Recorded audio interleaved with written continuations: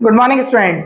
एक बार फिर से आप जुड़ चुके हैं इंडियन हिस्ट्री चैनल के साथ, जिसमें हमने कल के वीडियो में देखा था कैसे कैसे साहित्यों की रचना हुई होगी। और साहित्य में हमने दोनों प्रकार के साहित्य आपको समझा दिए थे, श्रुति साहित्य और स्मृति साहित्य। स्मृति साहित्य में जहां हमने चर्चा की थी महाभारत की, रामायण की और कुछ वेदों की, कैसे कैसे ये वेद लिखे गए होंगे, कैसे कैसे ये रामायण और महाभारत लिखी गई होंगी। महाभारत में चर्चा करते हुए हमने बताया था महाभारत के और कौन कौन से दो नामों से जाना जाता है महाभारत को, जैसे कि जय संहिता और एक अन्य नाम के साथ हमने महाभारत को आपको पढ़ाया होगा। महाभारत के साथ साथ पुराण बताए थे हमने आपको, कैसे कैसे आपके 18 पुराण हैं। पुराण मतलब 18 सर्ग, 18 सर्ग का मतलब कैसे महाभारत का युद्ध जो है 18 दिन चला होगा और प्रत्येक दिन का एक पुराण लिखा गया होगा, जिसमें हमने आपको 13वें पुराण की भी विशेषता बताई थी।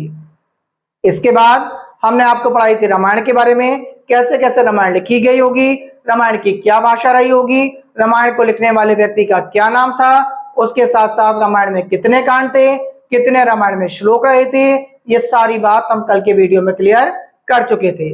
आज अगर बात करें, आज हमें महाजनपद के बारे में चर्चा करनी होगी, वेदांग, वेदांत और उपनिषद के बारे में चर्चा करेंगे। आखिर क्या ये चीज है, कितने आपके उपनिषद होंगे, उपनिषद को और अन्य नाम से क्या बोला जाता होगा और उपनिषद की क्या विशेषता रही होगी।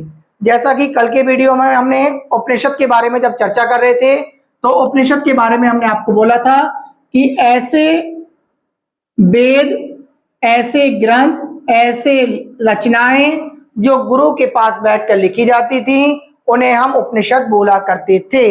इसका मतलब जब गुरु बोल रहा होगा और हम लिख रहे होंगे, ये कौन से में आ जाएंगे, श्रुति साहित्य में आया होगा।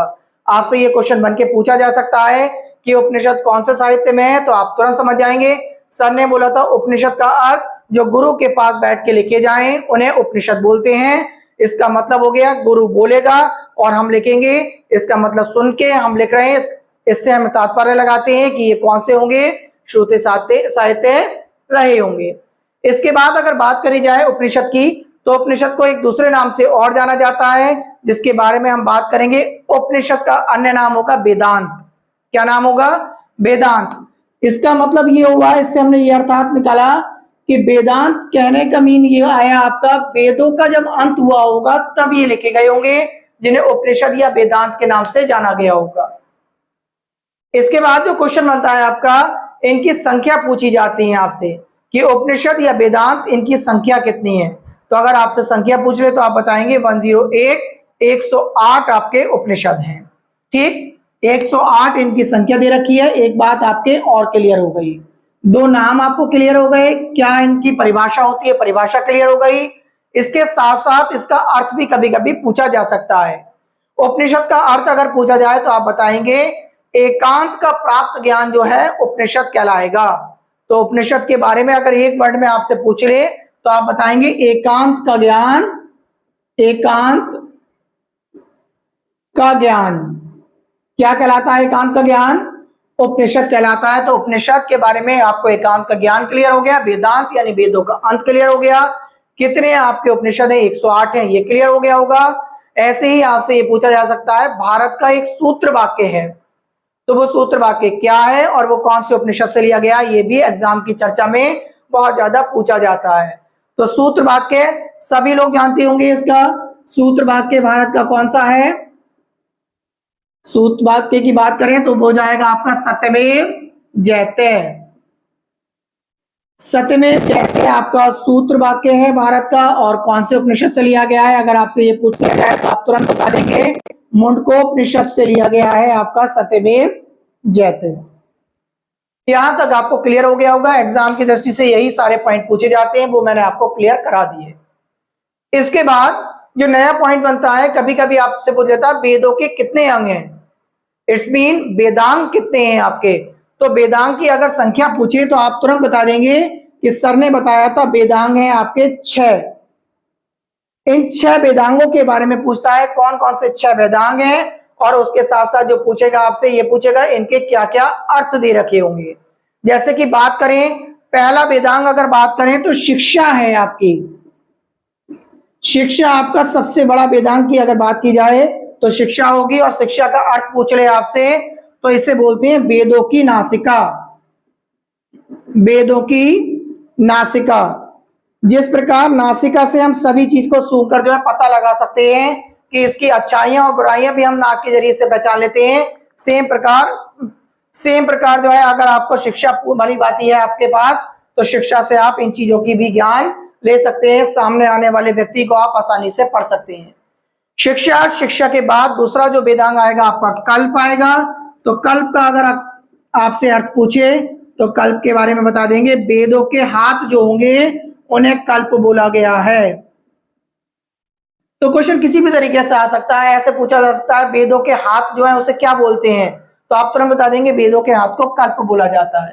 ठीक, आपसे शिक्षा से पूछा जाता है शिक्षा से क्या तात्पर्य है, तो आप बता देंगे वेदों की नासिका बोला जाता है। तीसरा आप अगर याद करेंगे तो तीसरा आप याद कर ले व्याकरण। तो व्याकरण भी पूछ लेता है आपसे, तो व्याकरण आपसे पूछ ले तो व्याकरण के बारे में आप बताएंगे वेदों का मुख। तो वेदों के मुख के बारे में अगर बात होगी तो आप किससे बात करेंगे, व्याकरण की बात होगी।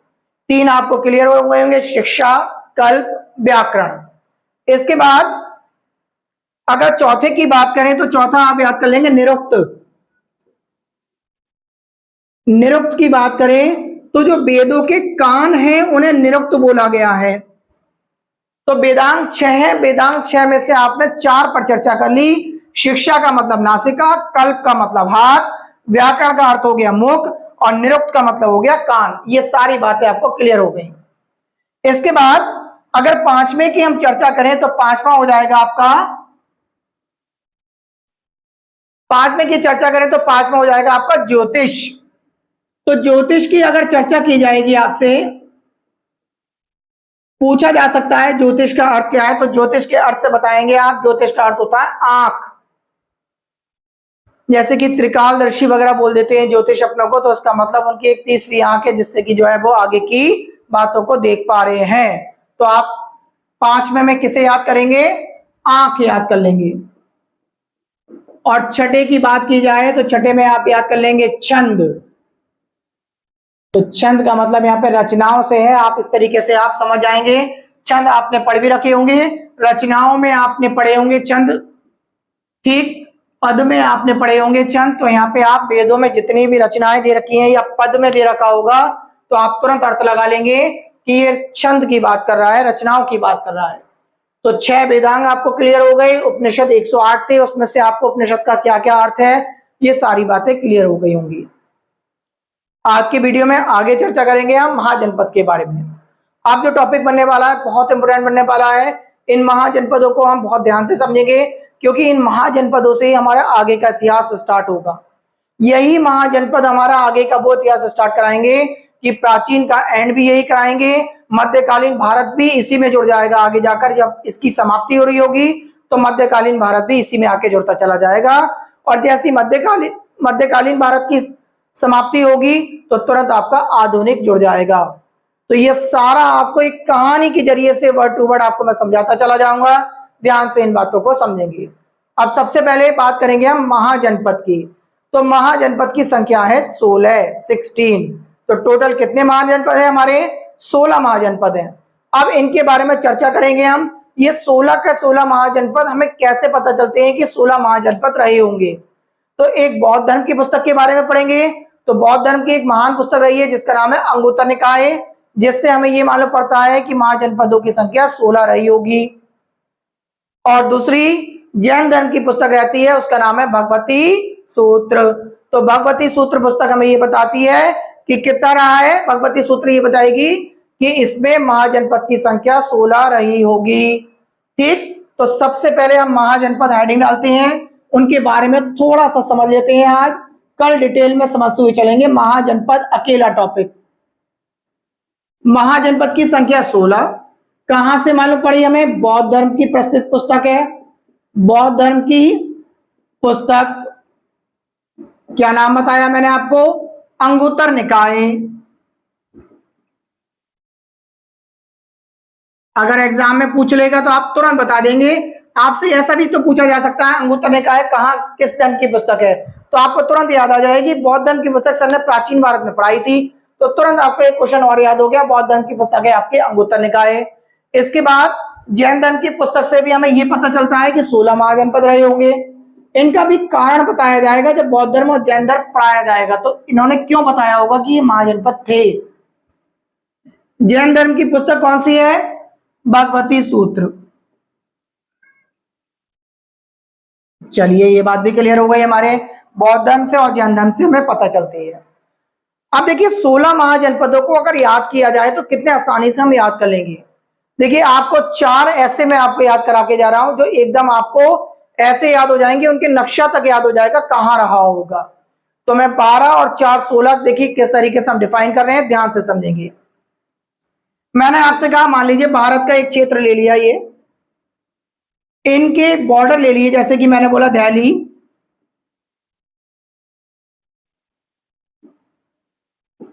दिल्ली के बाद अगर बात करें, दिल्ली के बाद हरियाणा,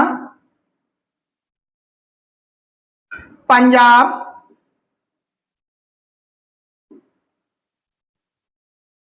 पंजाब के बाद यूपी, इन चारों स्टेट के बॉर्डर पे लगभग 12 आपके महाजनपद पाए जाते थे, जो आज 12 महाजनपद इन चारों स्टेट पर पाए जाते हैं। इनके बॉर्डर तक सीमित है आपके दिल्ली, हरियाणा, पंजाब और यूपी। तो 12 आपके महाजनपद तो आपको भारत में यहां पर देखने को मिल जाएंगे। इसके बाद एक 13वां याद कर लेंगे आप, ये राजस्थान में मिलेगा आपको, राजस्थान में मिलेगा आपको। और इसके बारे में अगर बात करें तो इसका नाम है मत्स्य जनपद, महाजनपद है मत्स्य महाजनपद। इसके बाद एक बात करें तो दक्षिण भारत में मिलेगा आपको, दक्षिण भारत में उसका नाम है आपका अश्मक। दक्षिण भारत में मिलने वाला कौन सा हो गया? अश्मक। ये बात भी क्लियर हो गई। 12 आपके दिल्ली, हरियाणा, पंजाब, यूपी के बॉर्डर पे पाए जाएंगे। एक राजस्थान में होगा, उसका नाम है क्या? मत्स्य। और एक दक्षिण भारत में होगा जिसका नाम बता दिया हमने आपको, अश्मक। 12 और 2 14 के बारे में क्लियर हो गया। 2 महाजनपद और याद रखेंगे हम। इधर हम जब उत्तर पश्चिम की सीमा पर आएंगे तो यहाँ पर 2 देश अब वर्तमान में देखने को मिलते हैं, पाकिस्तान और अफगानिस्तान। तो पाकिस्तान में जो वर्तमान में महाजनपद पड़ रहा है उसका नाम है कंबोज। ये बात क्लियर हो गई आपके। और अफगानिस्तान में जो होगा वो होगा गांधार। ध्यान से समझ लेना गांधार और कंबोज के बारे में, क्योंकि ये गांधार और कंबोज आगे के इतिहास में बहुत इंपोर्टेंट होने वाले हैं। गांधार के से जो है हम यहाँ पर युद्ध भी लड़ने जाएंगे और अपनी सेना भी भेजेंगे गांधार में, और इससे मित्रता की संधि भी करेंगे। तो इसके बारे में आगे जब कहानी पढ़ा रहे होंगे हम आपको, तो आपको तुरंत ध्यान आ जाएगा कि सन ने गांधार को अफगानिस्तान से जोड़ा है और कंबोज को पाकिस्तान से। मत्स्य महाजनपद जो है आपका कहां पे आ जाता है? राजस्थान में। और दक्षिण भारत में केवल एक है जिसका नाम अश्मक है, और 12 आपके दिल्ली, हरियाणा, पंजाब और उत्तर प्रदेश की सीमा पर मिलते हैं। क्लियर हो गई ये बात। कल जब हम पढ़ना स्टार्ट करेंगे तो महाजनपद को हम जो डिटेल में पढ़ना स्टार्ट करेंगे और महाजनपदों की कहानियां बताएंगे कि कौन सा महाजनपद सबसे ज्यादा खास रहेगा। अगर आपको मेरा वीडियो पसंद आ रहा है तो लाइक करें, सब्सक्राइब करें और शेयर करें। इसके बाद जो वीडियो स्टार्ट होने वाले हैं उन वीडियो को आप बिल्कुल मिस नहीं करेंगे, क्योंकि वीडियो एक के बाद एक कहानी एक दूसरे से जुड़ती चली जाएगी और आप खुद देखेंगे शायद ये इतिहास हमें याद होता चला जाएगा। आज के वीडियो के जब आप नोट्स बनाएंगे तो आप नोट्स बनाते समय आप खुद देखेंगे कि ये सारी बातें हमें याद हो गई।